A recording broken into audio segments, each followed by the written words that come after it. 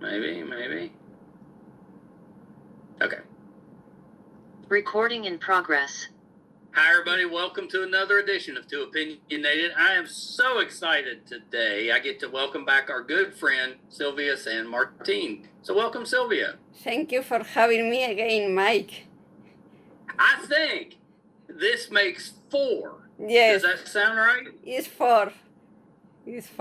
So you, we've had a lot of people on twice and a few people on 3 times. We've only had 3. And you're the 3rd on 4 times. So you're in very select company. Thank you. And we will have the 5 next year in person. That's right. We'll hit that, what do you call it? You joined the 5-timers club. Yes, I have the dress ready for New York. Yeah, that's right. We've already planned ours. We're going to do it in New York. We're going to do it face-to-face in New York for number 5.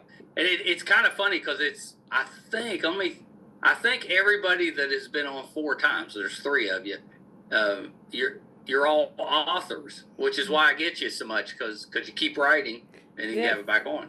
You know, you're one of my favorite writers. So Thank you, Mike. Thank you. Well, so give us an update, Silvia. So talk a little bit about where you're at, and what's what are you currently doing? I'm teaching Spanish. I continue teaching Spanish to everyone. In fact, I have a good student in California too, Mary Middleman. He's a very good musician. And I have people from over the world. I'm continuing teaching Spanish, and I'm going to write another book soon. So write and teaching. Well, and I think your newest one was like number 15, right? Yes, I have 15 already. That's nuts. That's crazy. And it's not like you've been writing for 40 years. You've done it pretty fast. Yes, from 2017 or 2018, something like that. Yeah, so 6 or 7, 8 years at the most, 15 books. I mean, a couple books a year, that's pretty good. That's pretty good. Yes. So we got a couple of them we're going to talk about today, right? Today I have these 2. The nightmare of working in a bank, and there is no cure for vitiligo, but it is a business, so we have the 2 on thing. Yeah, we've got 2 of them. So the first one I think you wrote was the bank one, right? So yes. The nightmare of working at a bank, which makes me laugh every time I read the title. Yes, because after the telemarketer, it has to be a bank. I know. People are going to stop hiring you unless you promise to write something good in a book. The thing is, nobody knows. It's crazy because after the other book, I did this and nobody noticed. So nobody knows. No. I've done telemarketing. I've worked in call centers. I've also worked in a bank. When I first got out of college, I worked in a bank for a little while. So I know a little bit about this, but let's talk about that one. What inspired you to write this book? Well, the moment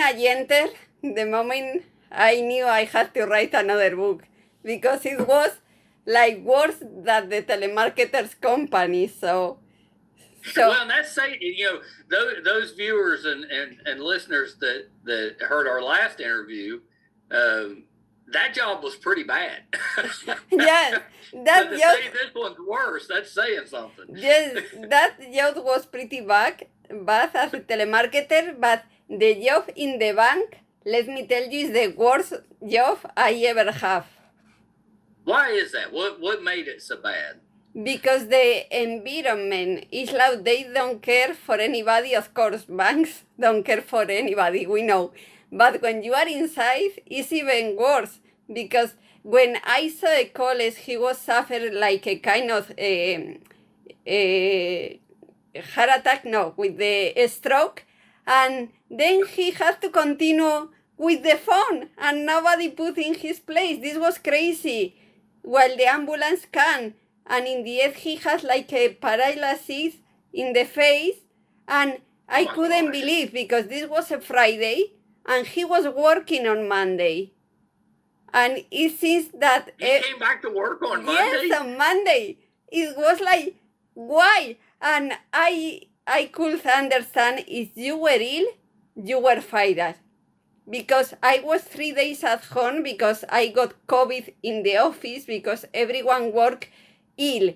Everyone was all day, okay, who has a pill? My head hurt me. This was everything like that. So I got the COVID in the office. I had to be 3 days at home because I had high fever and the doctor told me you have to be at least 3 days. That's right. And the moment I go back, they went after me until they fired. You cannot be ill. If you be ill, you are out. That seems like a terrible business model. Yes. I mean, one of the reasons that businesses are successful is because the people they have over time become kind of subject matter experts because they're experienced. But if you're constantly firing people, you never have anybody that has any experience. Yes, because the trial period was 6 months. So it's time someone new can, someone old go out. So, and this was horrible because it was one of the most important bank, not only in Spain, and the people inside, they see customer files and things they cannot do. But the person who teach us tell us, okay, don't say anything, we cannot do that, but I'm going to do it. So it's like a terrible place for customer, for workers, and for everyone. Yeah, that sounds terrible. That sounds terrible. But I'm guessing that it's a pretty in-demand job. Like they probably don't have any trouble hiring people, which is probably why they don't mind firing people. No, because especially they hire very young people. Most of them were friends, maybe in their 20s, and for them the salary wasn't bad. It wasn't a great salary, but for young people wasn't bad, so they get new people all the time. Yeah, that's awful. It's terrible that businesses don't care about their employees, and that's not true of all of them. There's some really good businesses out there, but the ones that don't, it's so difficult to work for those because they don't have any loyalty to you. Mm-hmm. So you don't have any, you don't really care if you lose the job or not because it's terrible. No, they don't care about you at all. Yeah, that's bad. I mean, what did they expect you to do with COVID? I mean, you've got to stay home at least if you're running fever because you're contagious. But they don't care because one of the big bosses, he told us, I had COVID last week too, and I wanted to go to the office, but they say no. He was there without a mask of everything. So, and after the 3 days, I went back to the office with the mask because I didn't want to contagious other people, and they thought bad about this. So for them, it was worse when I wear the mask. When you write these books about the jobs that are so terrible, do you send them a copy? No, of course not. I think I would. Of course not, because in fact, I only publish the book in English. I think you cannot publish this in Spain. Yeah, no, you're probably right. You'd upset the wrong people. Yes, because it is one of the most important bank here, and not only in Spain. So I think they wouldn't like it. They would not like it. They would not like it. But it served them right. Yeah. I mean, stop treating people bad. You won't have books written about you. Yes, but I didn't put the name of the bank in the book because I don't want problems, so they cannot say anything. But it is what it is. So working in a bank is a nightmare, at least in Spain. Well, and I bet you got a lot of good feedback on this book because most of us have had a job similar to that where it's just terrible. Yes, people like the book and customers too. So for you, when you work in a bank, what was for you, the bank or the telemarketing company? That's a good question, but for me, it was the telemarketing company. They were worse, but the bank wasn't great. And the one I worked at was in a grocery store, so we're kind of if the grocery store was open, the bank was open, which was fine. But you're getting people coming up to the bank and doing their banking while they're grocery shopping, which was a little strange. But other than it, the hours were terrible. It didn't pay anything. You had to deal with angry customers a lot because the products weren't very good. So it wasn't a great place to work. But the telemarketing stuff, definitely the worst for me. Okay. Yeah. Oh, but neither one was great. No, both are The bad. sad part is I've had other jobs that are probably just as bad. Jobs should not be that terrible. Well, I don't know what. Usually it's the bosses that make it so bad. It's like, stop doing that. Pay your people a livable wage. And I get it. It's difficult to make it sometimes, but that's more small businesses have that complaint. Those big banks and stuff, you're not having trouble surviving. Pay your people. Yes. Well, the money is not a problem for them. With the bank, the problem is not the money. It's like you have Right. to do everything they want. You have to work ill. So I bet you're working long hours too. yes, well, like 8 hours plus another one for the meal. So long Yeah. hours too. Yeah, those are long days. There's nothing more difficult than dealing with the public, I think. So when you're working for those companies where you're just interacting with the public all day, that's stressful just by itself, even if the company's good. Well, So when the company's bad, terrible. depends. Sometimes the boss are the bad. Because if you read the book, I had 3 bosses and then another big boss. And one of them was so ridiculous. He was dressed to the office like the animal print look, high heels, shoes, just in the office. And she wanted to make me nervous, and it was like she's not going to get. So she was very angry because it was like, you are very calm, of course. Why? So she couldn't deal with this.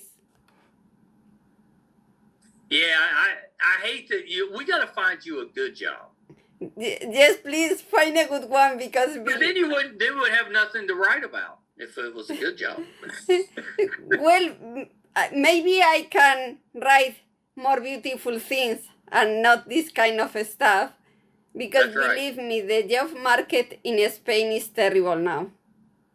Well, I always love your writing style because you're very descriptive, and like when I was reading this book, it reminded me of working in a bank. I got the feel of, those, and I have worked, it's been 30 some years since I was working in a bank, but it reminded me of that. So that's good writing because the way you describe things, I think comes across really easily. Thank you. Yes, because everything is in my mind, so I only have to write. Well, I know, because off camera, I think it was off camera, I was asking you, how you write so fast, but it's all in your head. So when you sit down to write, it must just flow out of you. Yes, luckily I have very good memory. Well, if you're going to teach different languages, you need to have a good memory. Maybe. Well, I teach Spanish and English, but yes. That's not you'll be happy to hear my wife is actually getting to the point now she can speak Spanish. Good. So she's been doing the Duolingo for years, and she can understand it really well. That's not a problem. She can read it, but she's always had trouble speaking it. But she's starting to be able to. Like, we were out at a Mexican restaurant, and she was able to talk to them a little bit. And I was like, "Hey, you're getting better." So I think you have to learn Spanish and then practice with her. Yeah, I need to. But my problem, I used to have like a really good memory. That was kind of a strength of mine. I could memorize stuff. It's kind of how I got through school. But as I've gotten older, and especially as I've gotten sicker, my memory is terrible. You know, like I can remember the kind of the overall memory, but the details are slipping away from me. So those are a little more So then difficult. I have to take better notes now. you have to read and write a journal. Yes, I do.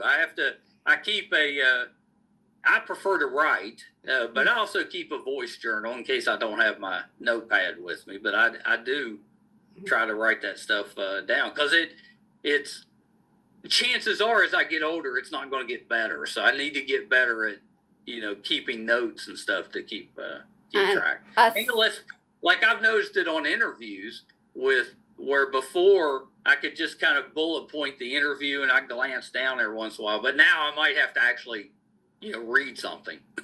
And you have to read my books, and then at some point you have to publish a book. Yeah, I know. I've been kind of debating trying to start a novel. I've done some short stories here and there and some children's stuff, but yeah, I'm thinking about it. Good. Then I could do the American version of a bad job, or like a telemarketing book. Yes. Maybe I'll write it in Spanish. Yeah. Well, yes, like that. You can write in Spanish, not me. You can write.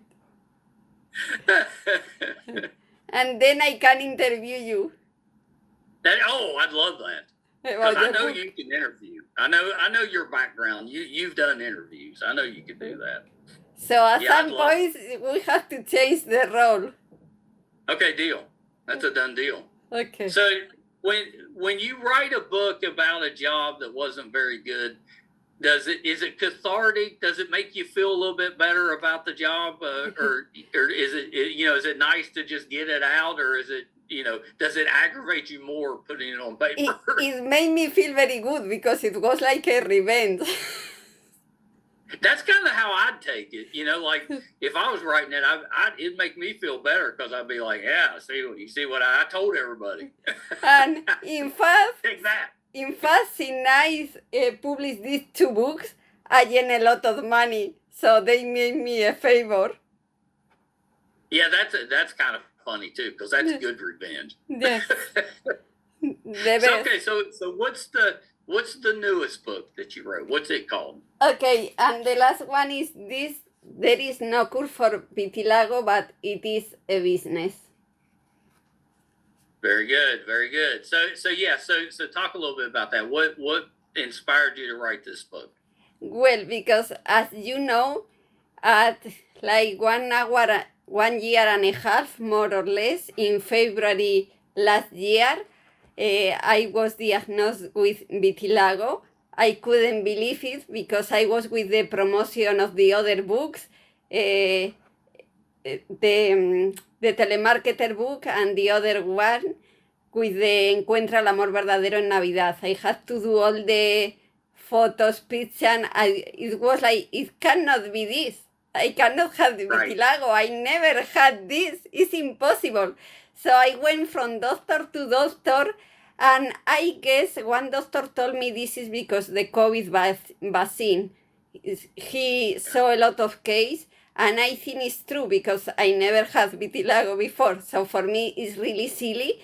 My vitiligo is very soft, I don't have, and my skin is very clear, very fair, so people cannot see. Yeah, I was gonna say, you look great. It doesn't. You don't look splotchy or anything. No, but I didn't know what would happen because this was new. Sometimes it spreads, sometimes no. In my case, no, but my skin is very clear. But the thing is, if telemarketer and banks are bad, believe me, the medical system is worse. This is a big business, not the bank, not the telemarketing. This is the worst. you know, we're running into that here in the States. Our healthcare is in such a disaster, and we just had that, you know, that president of the One Health system was killed there in New York. I mean, which is terrible. That should never happen. But I get it because people are so upset about how bad the health system is that they're desperate. They don't know what to do. They shouldn't be out there killing people, but they don't know what to do and they're desperate for it.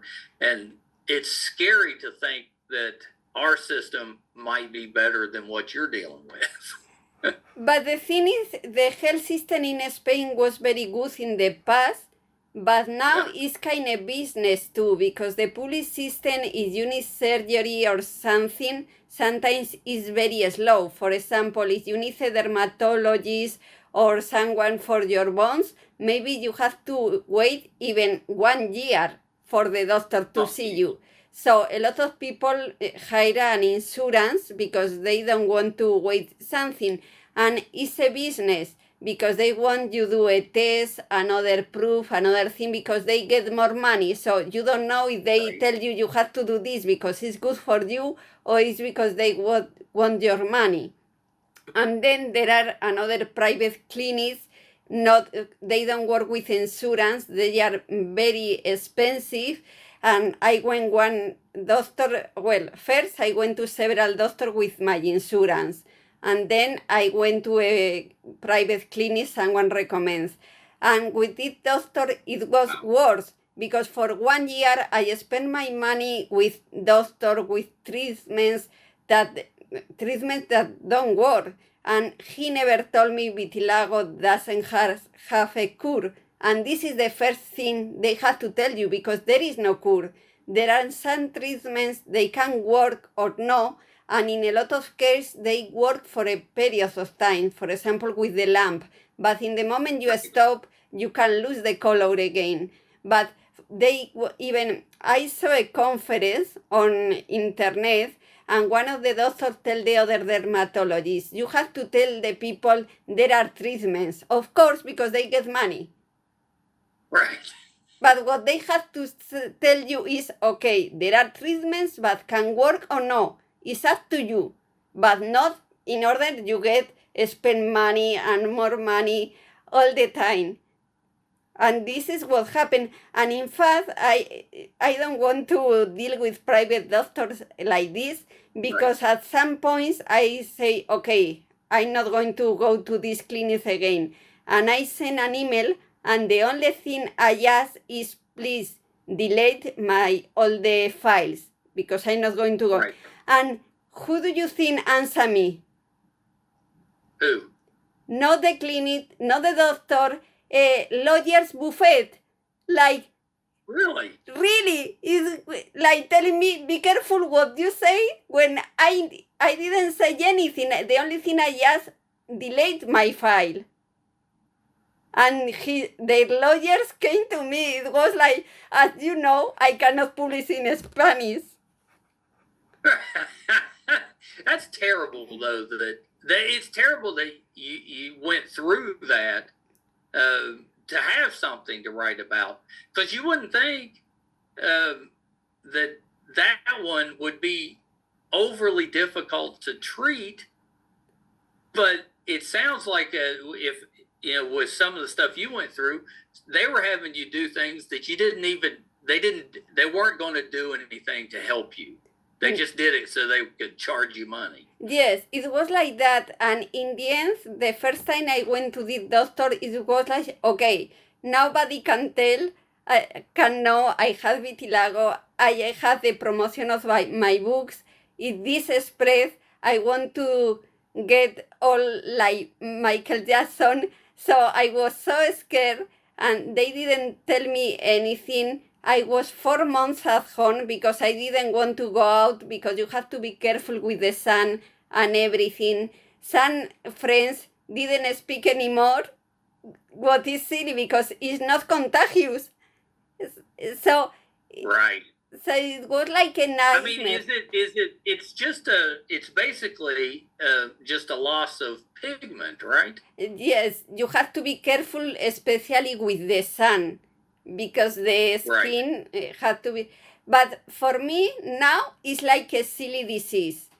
I was very worried for more than a year, but now some people have cancer, some people die, a lot of very serious illness.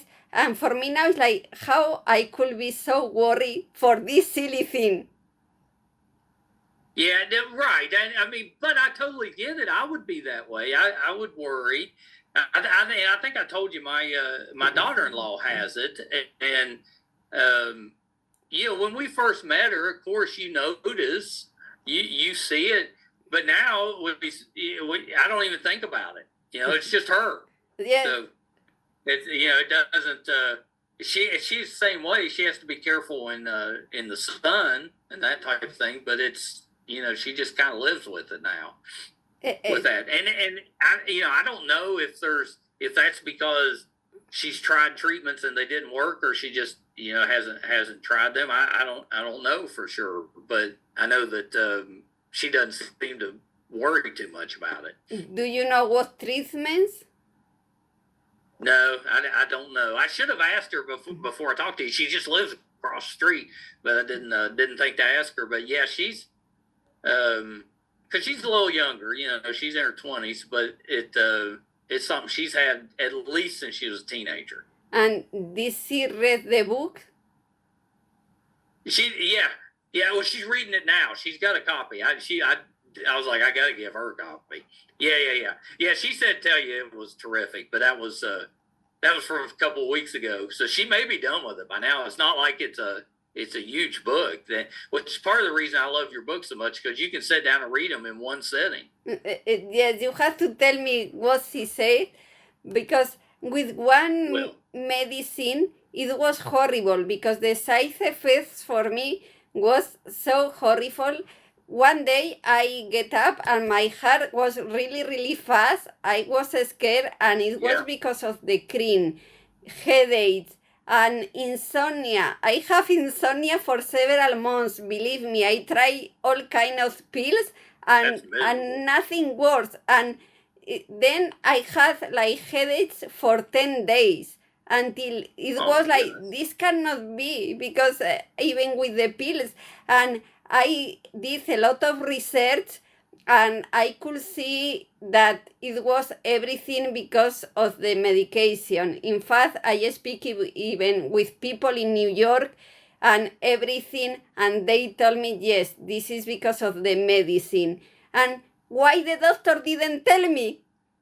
Yeah, why wouldn't they let you know that there's side effects with it? Because a lot of time doctors don't tell you about the side effects. This is not important for them.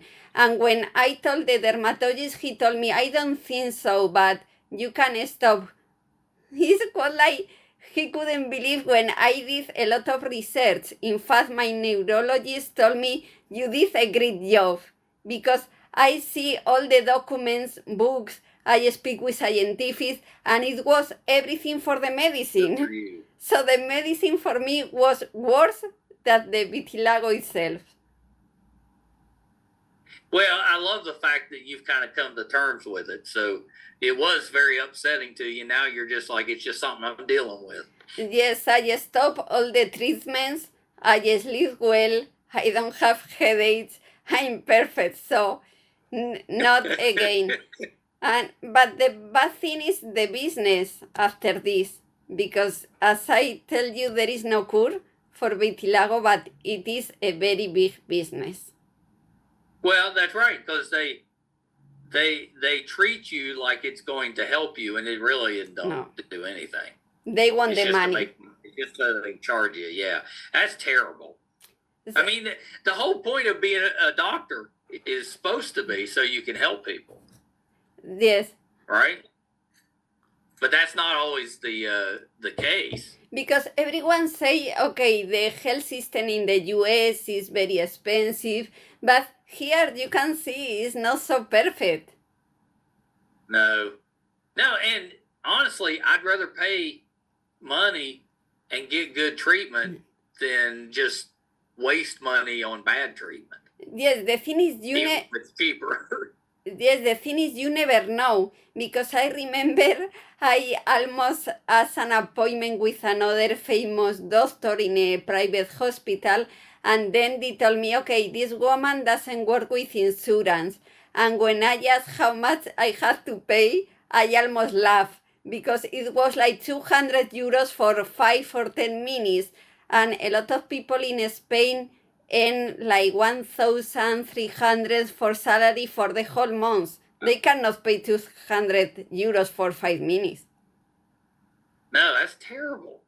Yeah, it's so expensive. So they get benefits from the disease. And it's like they want money, as you say. They should help people.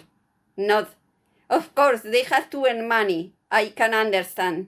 That's right. It needs to be a fair amount, though, and they need to actually help people. But they have to tell the truth. Tell, okay, there is no cure. There are these treatments. It can work or no. It's up to you. But not do this in order I get more money each time. Right. That's right. That's right. Yeah. I mean, if I'm going to pay you money, then you need to do your best to actually help me. Yes, Right. and the bad thing, because at some point this doctor tell me, okay, I can treat you in the public system if you want, okay, and I say, okay, but the moment I pass to the public system, he treats me different. He didn't answer my emails, like I didn't see it. So for me, this is the worst, because it's like, okay, if you pay me a lot of money, I treat you better. If you don't, no. And this is what happened in Spain. A lot of doctors who work in the public system, they work in private clinics. And I'm sorry, but in most of the case, they don't treat you the same way. Yeah, that's terrible. So as you can see, it's not perfect here. No, it actually sounds a little bit worse, and that's saying something, because ours is terrible. Because for me, they should forbid this. If you work in the public system, they couldn't or they shouldn't work in the private system. Because That's right. in a lot of cases, they don't treat people like that. No, because they're just, at that point, they're just trying to make money. They don't care about the people. And that's awful for a doctor. Yes, so they complain a lot, and don't make me wrong, I have some friends that are very good doctors, but another are pretty terrible. And our government shouldn't allow this, because in the end, if you pay a lot in the private clinic, okay, they treat you better, they make you every test, but if you work in the public system, you have to wait, and a lot of times they treat you like you are no one. Yeah, that's awful. That's terrible. So after the telemarketer and banks, for me, this is worse. This is worse. The business with the medicine. And after San and Doherty passed away, I thought I had to do the same with this. She told about her battle with the cancer. I had to speak about my battles with vitiligo, because people need to know what to do and what to think, and not spend all the money they don't have in treatments that maybe don't work for them. That's right. Well, and I'm so glad that's one of the great things about you and your writing, Sylvia, is because you're writing stuff that's going to help somebody. You know, it's other people are dealing with that too, and reading your book might help them avoid some of the bad situations you've had to go through. Yes, and this is for them. This is not for me. This is for them. Especially in the end, it was like this doctor was speaking about me, about another colleague, people things that they cannot do because they have to keep the secret. A doctor cannot speak about another people's disease, but the doctor was speaking about my case with another doctors. I know for fact, because everyone in the clinic was stalking my Instagram. I'm sorry. I thought doctors are busy, not seeing my Instagram all the time when they didn't know me. Of course, That's funny. Yes, it's funny and it's silly, of course the doctor speak about me. So at some point was, okay, he speak about me, don't worry, I'm going to speak now. And That's right, it's my turn now. yes, and I don't say his name because I don't want to make him more damage as he did. So I didn't put his name because I'm not like him. But he's like, if you want to speak about me, don't worry, I'm going to speak. That's right. You'll get yours. Yes, because so I thought doctors have better things to do than speak about me. But okay, if I'm so important for But them, maybe not. speak. Maybe not. Just like that. So Well, so what's your next book that you're going to work on? my biography. And you will be very surprised. You cannot imagine because my life is not what people think. So everyone will I'm very be excited surprised. to read that one. Yeah. Are you going to do an English version of that one? Yes, first in English. I have to go to New York and we will speak I'm about excited this about book. that. Yeah, because I know you've had a very interesting life. I'm excited to read that one. Yes, very interesting and sometimes a hard life. It's not That's right. what people think. Because people think I'm parties all the time. I'm very happy and I have my Well, yeah, problems. you're always in such a good mood. We just assume that everything's great all the time. Yes, because I can laugh or I can cry and I don't want to cry. So, No. You can't dwell on that stuff. You know, when bad things happen, you have to keep moving forward. I'm the same way. I get in bad moods or I get depressed, and I can't stay that way. It just, I'll spend a little bit of time there, and then I'm like, all right, it's time to cheer up. I don't have time to do that. of course, I have my moments. I have sad moments too, like everyone, but I don't pay this with another people. It's my problem. But when That's I right. teach or when I do something for my readers, I have to be okay. It doesn't matter how I feel inside. Yeah, that's right. That's exactly right. Well, Sylvia, as always, this has been terrific. You've got two really good books, number 14 and 15. And I have new merchandising too. I have my new caps. Oh, look at that! I have You always do so good with the photography and the setting the scene. in fact, I have the picture for the cover of my new book. For my biography, I already did the picture, so I only have to write the book. Yeah, you just got to write the book. You've got the Yes. covers ready. And I have this for cleaning the glasses. I have to give you. I have new t-shirts. I have everything. Oh yeah, you got all kinds of merchandise. Yes, I did everything this year. So, but Well, and you should. You celebrate a little bit. but the book for next year will be the big book. That's right. That's right. That's the one you've been leading up to. Because I spent all the money in the dress. so it had to be The a dress good is book. probably the most expensive part. Probably. Because it was really, really expensive. So I had to write a good book. No.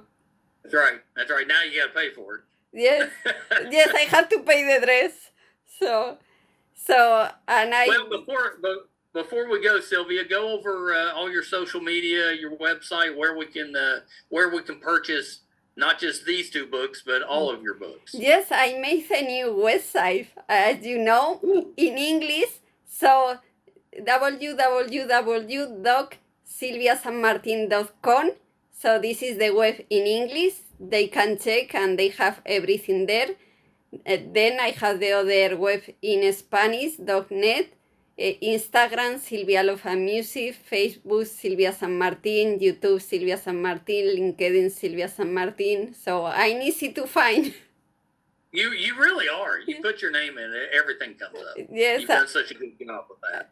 yes, and they can buy my books on Amazon. And if at some point they don't find in Amazon, they can always ask me, and I can tell them how to get my books. So I have a lot of books at home too. Yeah, and they're all good. Yes. And they could binge your books like you binge a TV show because most of them are fairly short. They could knock them all out if they want. You should do that. You should offer a bundle where you get all 15 books. Yes, maybe. And I'm waiting for you to find the producer for the movie about Find Your Significant Other at Christmas. I know that you know my feelings on it. I think it just screams Christmas movie. Yes.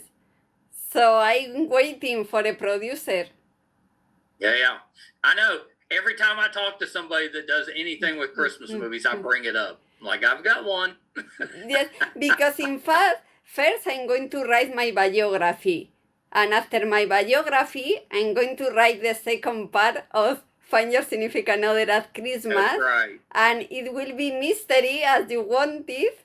And everything is here. So I only have to write first one book and then write another. it down. Yes. I know. Well, Silvia, thank you so much. You know, I'm a big fan. Next time when we do this in person, Yes. It'll be number 5, if you can believe it. Yes, number 5, interview, book 16, and we have to do the interview in New York, in person. Yeah, we got to make a bit. That one's going to be a big deal. Yes. You know, that's a big one, the biography. So yeah, we'll do that one live. We'll have a blast. Maybe we'll do it right there in Times Square. Yes, you have to be with me when I put the advertising Times Squares because I'm going to do it. I know, that's exciting. Good for you, Silvia. That's awesome. And what a great trip. You'll get to see. Have you been to New York before? No, never. I went to LA, but not New York. Yeah, I think you'll like New York. I think you'll like it pretty well. Yes, I think. It's a little too busy for me. Yeah, I prefer LA, but it's great. Especially if you've never been there. Lots of good sights to see. Yes, I love LA, but I already visit and I never visit New York, so I think for next time it's time to go to New York. Time to hit the East Coast. Yes. So and maybe first New York, and maybe for the following year, maybe Hawaii. That'd be cool. Yes. That's one we need to. We're wanting to hit that too at some point. Oh, okay, let me know because I want to. Yeah, we'll let you know. Yes. We'll let you know. We're planning all our vacations. Yes, you have to tell me because now it's like, okay, now is the time. So Now's the time. I want to go there. Oh, me too. Yeah, I'm in. Okay, hold on one second, Okay. Sylvia. Recording stopped.